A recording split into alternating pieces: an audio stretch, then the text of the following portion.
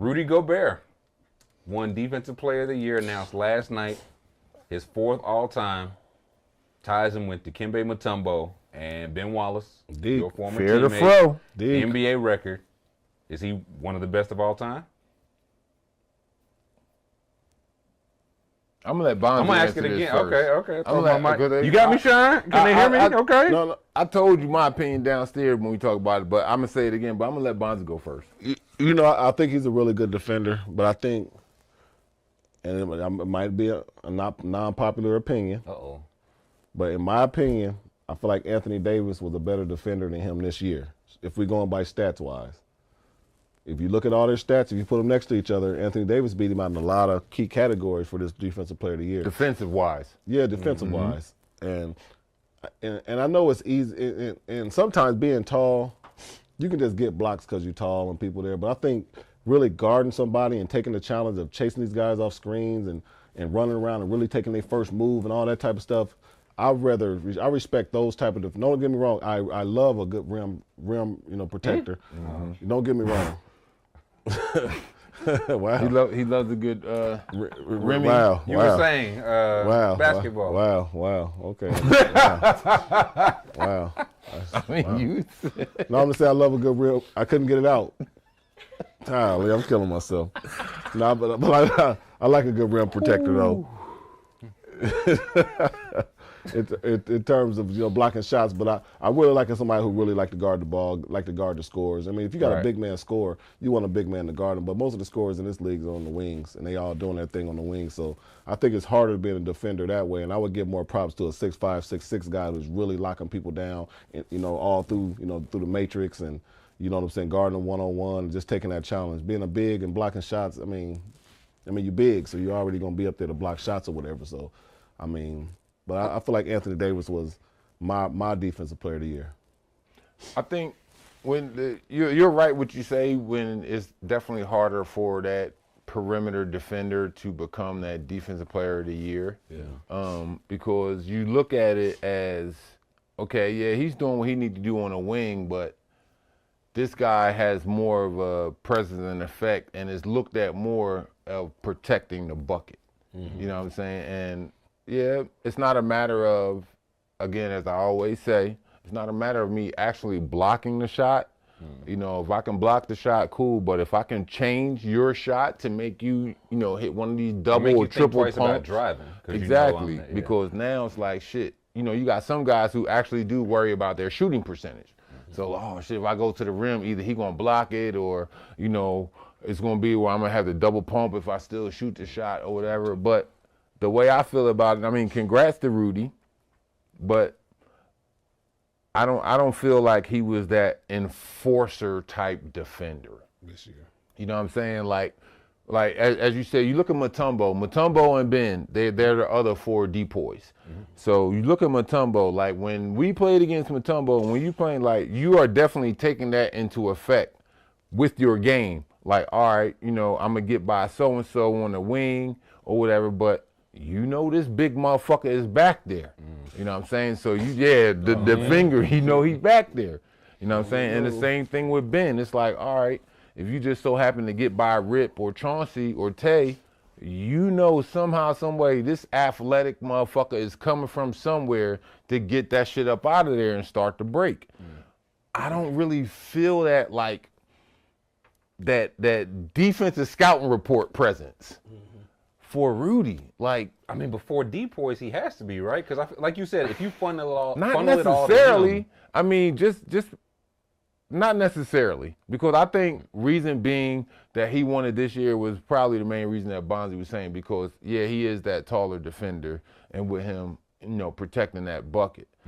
And he's won it before, so all right, it'll make it a simple choice for everybody just to fall in for that. But I still see cats going to the hole. I still see cats punching that shit on his head. For sure. But you know what I'm saying? But you said it before, everybody gets get dunked on, everybody get got, but not playoff time. And he block and deter more than get him. And I feel like he's done better at when people do try to bring him on the perimeter, holding his own, moving his feet. It's also the point where you don't have as many drives. You have more jump shots as far as 3-pointers now. So I don't think if a team is averaging or shooting 35 threes a night, I don't think that's a testament to that depoy. You know what I'm saying? Because you're not even affecting us because we sitting here. But if you're not threes. a good team, if you're not a good shooting team, and we're encouraging you to shoot more than you would have normally because we have the depoy at the rim, is that not strategy? Like y'all not a great team. Y'all shooting more 3-pointers. We'll live with that because y'all not a great shooting team. But even you're still gonna shoot the threes though because that's just the way it is of the game right now. You know, it's a lot of cats in the NBA that we've all seen who should not be motherfucking shooting threes unless that shit is like the end of the quarter. That's what I'm saying. So if I can get your team to shoot 10 more, knowing that y'all don't have enough good shooters to justify that, because you're not coming to the rim. That's if average, you come to the rim, we're not fouling, so you're not getting no easy free throws. We'll play those average numbers to put up unless you're a great more shots. That's average. You know what I'm saying? I don't feel like he's like a presence. Shit, every time we went to the fucking hole and you playing against fucking cats like Shaq or you know that bigger defender. Even I say even back in the day with like Rick Smits. You know what I'm saying? Good rim protector. You know what I'm saying? You going to that hole, like yo. I got it somewhere. Where is this motherfucker at? If he on the floor, right. You know, it's gonna make you think. You're gonna feel his presence. I don't think they feel that presence with Rudy. Is all I'm saying. Like, because then just looking at it with, I guess it's just the way that he guards the wings. You know, when they do all the bullshit switching and he got to guard it. I don't know. I feel like that's the thing now because there's so much switching. He does have to hold his own on the perimeter more than Deke did, more than Ben Wallace did. But it's not just really the way the game is. But it's not really called holding your own when you're just playing a simple defensive move. When I'm already giving you 2-3 steps and I'm just holding my hand up. That's not really defense. It is if you're knowing who to do it to, right? If it's like if you're a 32% shooter. I'm not going to rush out on you. If you're a 42% 3-point shooter, yeah, I got to defend that differently, no? 100%. I mean, in theory, yeah. In theory. Not in practice. No, not in practice. Okay. J.J. Redick, it seemed like we've talked about him before. It was like he may be a candidate. Now it seems like he's probably going to be the Lakers' next head coach. Seems like he's filling out his staff potentially. Rajon Rondo, among the names mentioned. Does he seem like the right guy to coach this team? That's what Brian wants. That's what Brian get. So does this mean LeBron stays? Because again, Rich Paul just said he was a free agent. Brian, LA can't afford to let him go. They really can't afford to let him go. No. Because let's just say they do. They don't have that megastar as we all know the Lakers have. You know, for having back in the day, they won't have that megastar no more. Yeah. You know, and I'm not calling AD chop suey. You know what I'm saying? He's a perennial all-star himself, but not to that magnitude of Bron or like, you know, another big megastar. Yeah. I mean, I'm happy for him. You know, it's another one of our NBA brothers given a chance to be the head coach of an NBA franchise. That's huge because we all as players, we would love that job. So no matter I mean, other than this crazy dude, but no matter how you get it, no matter how people feel about it, you know what I'm saying? He's an NBA player. He's a part of this fraternity, and he's getting himself a shot. They're giving him a shot. You know, we've seen it happen before. You know, we've seen guys who probably never coached in college or anything or never on nobody's staff. Yeah. Steve Nash, you know, Derek Fisher, Steve Kerr, Jason Kidd, guys. Chauncey. Yeah. The Chauncey or whatever. You know, so we've seen Chauncey was on That's T. right. Lue's staff. That's right. He was on T. Lue's staff. I'm sorry. He was on T. Lue. My fault, Chauncey. Glenn Rivers, head coach with that. Yeah, so we've seen people do this before. Right. You know what I'm saying? So it's okay. You know what I'm saying? And it's cool that you hear names like Rondo and other NBA guys that he think going to put on his staff to kind of fill it out. I mean, I'm not mad at it at all because J.J. Redick is very knowledgeable about the game. I watch him a lot on TV. You know, I don't know him personally. I never played with him. I don't know what type of dude he is in real life, but you know what I'm saying? He can't be no worse than some of these other guys. You know what I'm saying? He's going to get critiqued either way.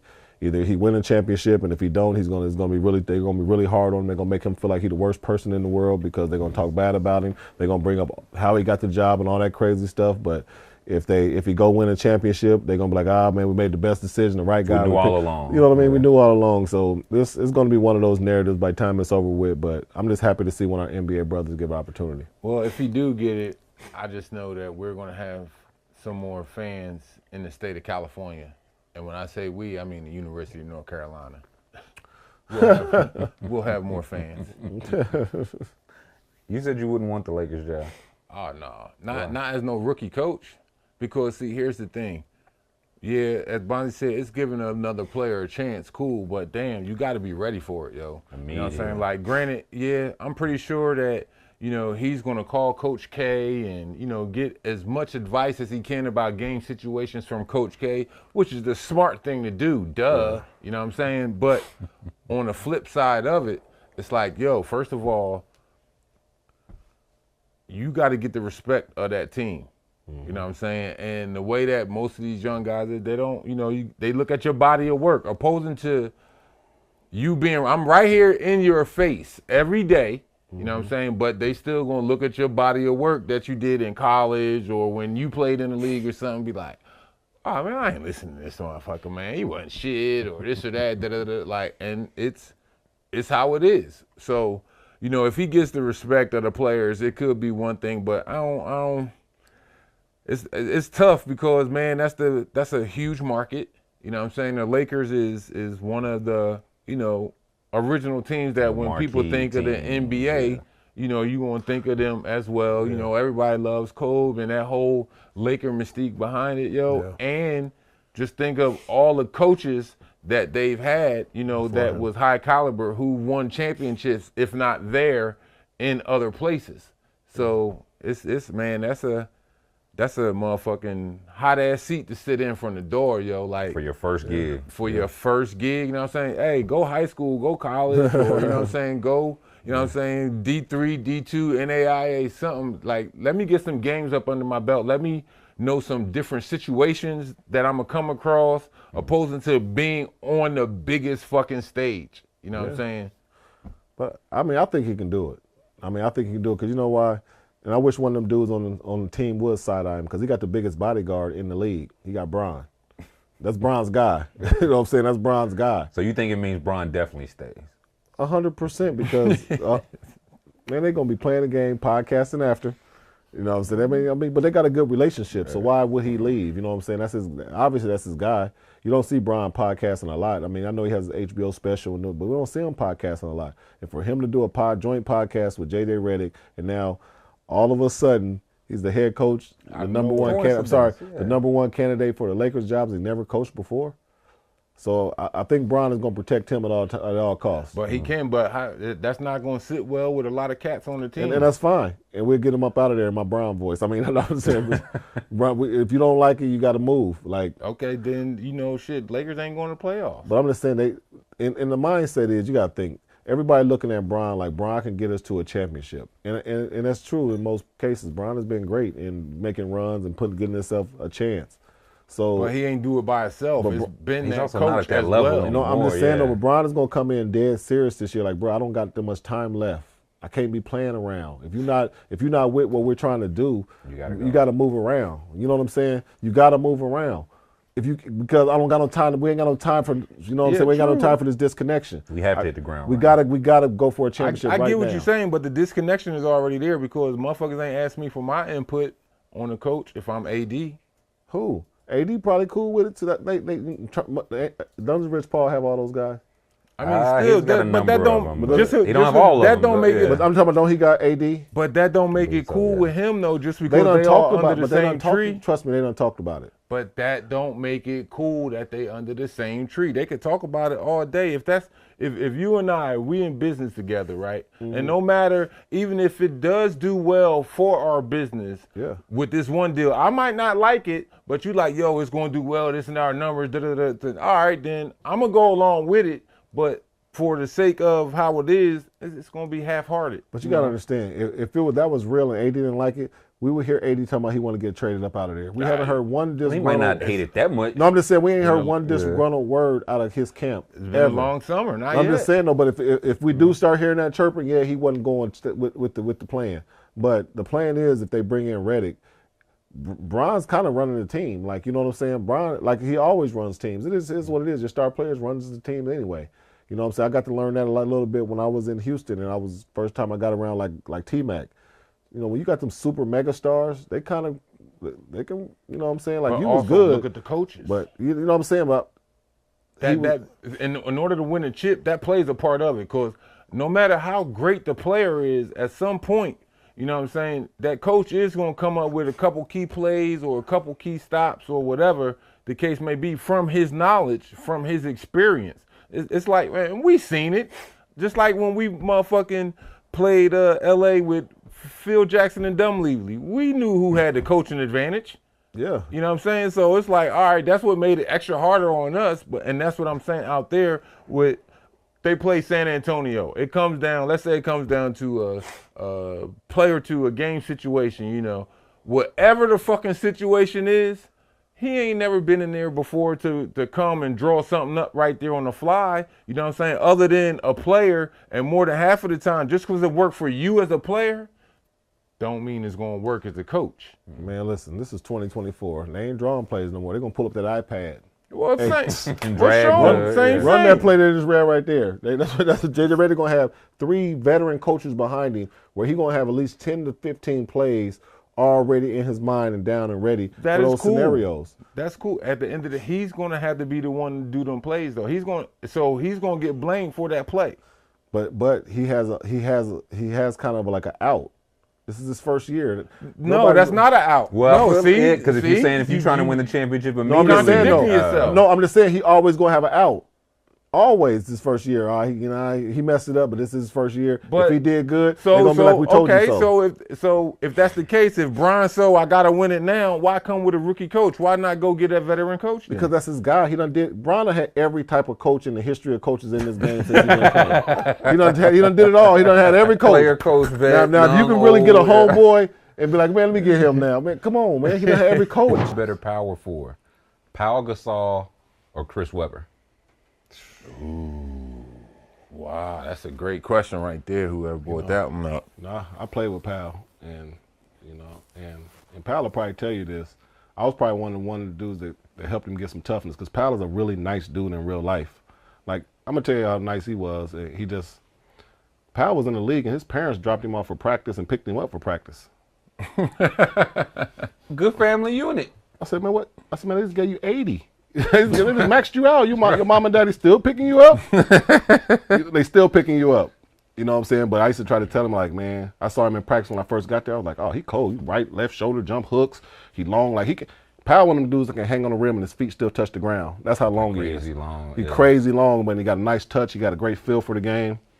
And C. Webb was one of my favorite players growing up. But skill-wise, I got to give it to Powell. And I don't. Really? Man, Powell was cold. Like, C. Webb was cold. He had power to him. He had some game. But, man, Powell was, man, I'm talking about, man, when he get that ball up here, you ain't going to never get to it. Man, you can throw him in the break here, get that mug up here, get the dunk on it, right, left hand, you know, right, jump hooks, you know what I'm saying, up and unders. You know, he get the jab step. He had a nice little jump shot, block shots. But, man, that's a tough one. I'm going to take Powell on that. Don't hold it against me, C. Webb, but I'm going to take Powell on that one. No, I probably would have to roll with C. Webb. You know, Powell was a great player. I love going against Powell, especially in his later years when he was at the Lakers, more so than the Memphis years. I thought, you know, he was more NBA ready and well defined then during the Lakers, opposed to when he first came into the league. Cause I probably can contest what you said. Like when he first came into the league with Memphis, hey, yeah, he was softer than Twinkie fella. Oh, man. But when he got to the Lakers, Yeah. you know, it was like, all right, he had that toughness with him. You know, he became more of an adversary. Yeah. But C. Webb, though, I think, man, that's a whole different ball game because I think he was one of those power forwards who was before his time. Oh, yeah. Man, child. You know, he had great handles to be 6'9", 6'10", put it on the floor, can pass. I think the only thing he was missing really was a consistent jump shot. You know what I'm saying? He had post Like he game. got it like going to Sacramento when you hit that mid range. Well, he had to have it later in his career, yeah, because I'm not as athletic now. You know what I'm saying? But yeah, dog, he was a fucking monster though. Just like being in practice with him my rookie season, you know. And again, it went from all right watching him play at Michigan and you know against Carolina in the national championship game. Then here it is boom, bang. A couple years later, I'm on the same team with him, so it's like, all right, it's a difference now. But going against him in practice, no, and the young C-Web, that was a big, strong, fast, athletic motherfucker, dog. Smart. Like I said, the only thing that was pretty much missing from his game was a consistent jump shot. Not saying that he can't hit a, 14, 15, 16 footer, but he didn't have it consistently back then. But man, I seen that motherfucker do some shit. He had more exciting passes. My rookie season, he had more exciting passes than our guards, as far as dimes and shit. Than our guards, and I played with Robert Pack, Mark Price, and Brent Price. They were and Chris Whitney. So they were my guards, and it's like his game. Again, I think was ahead of his time. For a guy who'd expect a guy that size during that era. We see it a lot now. Yeah. You know what I'm saying? Right. Guys that's like 6'9", 6'10" are able to handle the ball or tall. Like Luka can handle the ball good to get to the basket and all that, but for back then, right, it was rare. Oh man, it was like shit. He was like a fucking freak of nature. 100%. You know what I'm saying? And then was athletic. He wasn't, and believe it or not, I thought he couldn't do it because I'm like, you too bulky and shit. You could dunk, but I done seen this motherfucker hit a windmill, hit a two-handed windmill. See, well, yeah. I'm like, what the fuck? And even though it was younger Webb, yeah, but it still fucked me up because. You look at certain people, you're like, oh man, he can't do that. Yeah. Just like Chris Webber's one of those people you look at, it's like he can't do that. Yeah, I didn't think he could do a windmill. Like I seen him dunk on cats, but I didn't think he could do a windmill, let alone a two-handed windmill. No, I ain't never. That's tough. That'll be surprising. Like, seeing you with like a 40-something inch vertical dunking on somebody. I could get up before the knee injury. What is this about? Sorry. Word. Sorry. I got you. I thought you were going to say Webber, just like the passing skills, him being ahead of his time, the athleticism. But, Powell was a legit footer, right? He was legit. Yeah, seven, right? No, he was with legit. That kind of skill. He a footer for sure. And one thing I will say about both of them, I got to admit, from playing against Powell and Webb, both of them are unselfish. Yeah. Great team. If you open, they're going to hit you. They're going to play basketball. Speaking of those Pistons, Cade Cunningham, reports are he's about to be a very rich man. Ooh. Reports are he will be offered his max rookie extension, which is 5 years, $226 million. He's played 138 games. We can see his stats here. That is crazy. Played 138 of a possible 246 games. They've won 23% of their games when he has played. Though this year he did average nearly a career high. Almost 23 points, 8 assists.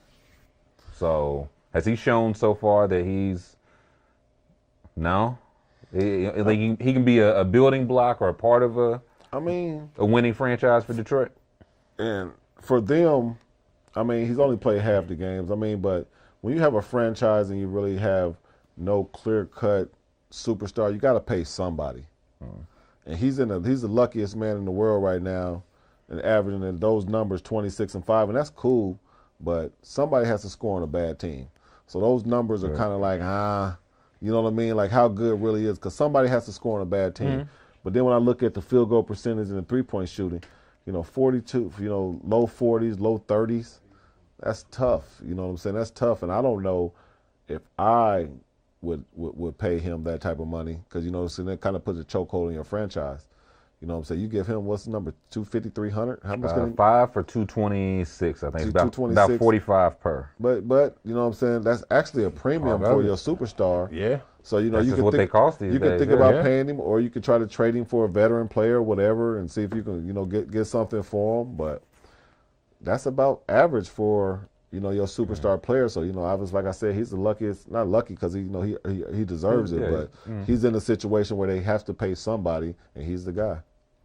Yeah, I like Cade. I fuck with Cade. That's my young boy. It's just he in a fucked up situation right now. Right. Out there in Detroit. I'm hoping that they can turn that franchise around as far as, the upper office and all that shit. That's always been my thing with them. But no, young boy can play ball at the end of the day. I really like him because he's a big point. As we always say about Scotty and, you know, a whole like Ant Edwards, a whole Luka, a whole lot of other forwards. He's a point forward. Like size, you know, he got the size with him, and you know, you take advantage of that, and his numbers look good for an advancing. I can't say that too fast. As an advancing young player, you know, he's picking up his game. You know what I'm saying? His scoring has been up. You know, he's starting to learn and understand the game as far as on a pro level. You know, I like Cade. It's just the fact that, you know, the team he with right now, they taking a lot of lumps on their head and shit. You know, they got a lot of other good young players, you know, with JD on there and Jay Wiseman, you know, Jalen Duren, JD, young Jay Ivy. Yep. You know what I'm saying? They got a good young nucleus, but here's the thing. As that, I guess, coach, GM, or COO, whoever, basketball player, basketball operations, all that shit, who's ever in those positions, yo, I got a good nucleus. I got a good nucleus of guys and draft picks who we've did and trades over the last few years. I got a good team. What are they going to do to help that advance? I got to have a good bench. I got to bring veteran players in who can help my young guys. Because a team full of young guys, you are going to be very, very entertaining during the season. But y'all might win like about 28 games. They haven't won more than 23 games in 5 years. So 28 will be a good step. And then here's it's you know, I can't even put it on the coach. It's not Monty's fault. It's been before. You know what I'm saying? Exactly. That's my thing. But man, if you look at Detroit's team, they kind of look like a G League team in terms of, because they keep all them young boys. Like, they don't got no veterans. It's just lottery pick after just lottery a bunch of lottery picks after lottery picks. You got just a young team, and you said it right. Like, I would look to try to trade some of that young talent, and you got to almost start with Cade because he's the head of the snake of the team, because he's a really good player, and I just don't know how good he is, and I want to see him with some other good players in a different situation. You know what I'm saying? You put him in a different situation, we might see a whole nother player. But when you're just in such a losing environment, you're in a losing situation, I mean, your morale can't be high. Yeah, I was about to say, it fucks with your You know psyche. what I'm saying? Your morale can't be high, so he could probably be a whole next level player, but we haven't seen it because they're so used to going into the game as the underdog. You know, you done lost a franchise, an NBA record. Did they break the record of losses in a row? 26, something like that. You know what I'm saying? So, like, man, like, how you know, your psyche got to be, you know, your morale, your psyche got to be at the lowest point. So, I think sometimes Detroit just have to really understand, okay, we're getting some of these good young talent with these high draft picks, but we got to start trading some of these picks for some of these veteran players and people that can help us win games now and build off them. Did a poll in chat. Is Cade Cunningham worth that money? 53% say no. Man, I'm trying to they haven't seen him. Say no. I wonder how many people have seen him. Like you said, he does get buckets. The shooting numbers don't look great. But like you said, on a bad team, you getting the focus. You're the number one. Somebody has to score on a bad team. But so you getting the number one defender on everybody's team every single night. You saw it. He's shooting volume shots. Man, bro, if you shoot 20 shots in a game, you're gonna get 20. And you talking about 43% from the field, 32% from like three. Because you're the number one on numbers, though. You number one on every team scouting report. Exactly. Because your team is cheap. That don't mean nothing, though. Being number one, it does mean nothing. On a bad team, it don't mean nothing. It does and it doesn't. It does because of the simple fact, like, all right, like, yeah, with him being on a bad team, you gonna put your young fellas out there to play. You're gonna put your rookies on them, man. You know, your second or third year players. You know what I'm saying? Who probably motherfuckers that was in his class. Right. Yeah. You know what I'm saying? So, all right, yeah, I'm gonna put them out there on them, but at the end of it all, like, yeah, I'm on a bad team. You know what I'm saying? It's the same way for years that we looked at Dominique Wilkins. Here with the Hawks, you know, he did his thing. Like, he was on the scouting report. Yeah. It's playoffs, all-star games, all that. He was on the scouting report, but the motherfucker ain't had no help down here. Right. Just imagine if he would have had a not even an all-star, but just a good quality center. You know what I'm saying? Just imagine if he would have had that. It would have made it a different team. Just so happened that Cade, he on a bad team. They ass like 2 naked butt cheeks on the toilet right now. You know what I'm saying? It ain't his fault. Stupid, man. You stupid. It ain't his fault, though. It's not. You know what I'm saying? But he's still going out there and performing for the simple fact, like, maybe it could be in hopes of him, like, shit, like, man, I hope these motherfuckers trade me tomorrow. But let me go ahead and keep my status up just in case I do get traded. Yep. You know what I'm saying? Right. You never know. On my game you never know. Let me work on my game. And dudes probably ain't giving but like, if I had a back-to-back with Detroit and Milwaukee, and I had to guard Cade Cunningham and Dame Lillard the next day, back-to-back, I ain't really tripping off guarding Cade Cunningham the day before. I'm a guarding, but it's whatever. We're still gonna beat them. I'm more focused on Dame because that's a winning situation over there. And then we got to really. This is a game we got to. And I can pick up my name. Yeah, I got to go in and sneak and win this dude. I got to compete against this dude. But Cade is not really on that level yet where I can make a name off myself against him. Right. So I ain't gonna put him on that. Oh, I got. You know what I'm saying? But if he keep playing and getting the right situation and start winning, yeah, he can get that because he's a good player, like you said. I mean, every NBA player can play. Right. But you know what I'm saying? It's just situational on how great you can be. I think he could be like a Michael Porter Jr. Dang. Yeah, as far as we know 3, on that team with Denver. No, we know he wasn't the shit. He wasn't the man. But he did hit some good threes like your for number, him. Yeah, your number 3. Exactly. Mm-hmm. He did play some good D for him. I think he could be like that on a winning team, on a winning situation. Like, let's just say he do get traded to. It's hypothetical that we're saying, so don't y'all put this out there. Let's say he gets traded to San Antonio. Well, we know that he's not going to be number 1 fucking option in San Antonio, but he's going to be that, second or third option. 2, you know what I'm saying? I think right now, as far as what he should do or how he's playing in his career, that's what I got to keep doing. I got to keep just doing and playing my game, getting my numbers, because eventually all these other motherfuckers see me because, as you just said a second ago, I'm number 1 on the scouting report. Yeah. And I'm getting buckets. Yeah, I'm on a terrible team, but I'm the motherfucker that's getting the buckets on this terrible team. But he only averaging 20. No, true, but that's what I'm saying. He's not your leading scorer. Yeah, that's crazy. He could be like your third scorer on a winning team. Well, if you got your own franchise, you can shoot all the balls, and you're only getting 20 a night. Well, now you say at first the numbers don't matter. Now he only getting 20. I'm just saying though, but 20 ain't. If you get your own franchise, you can shoot every ball. He's supposed to be at 25, 30. He's supposed to be balling. He's a point guard though. He got a 6.5 assists. Name 2 people that's scoring on that team.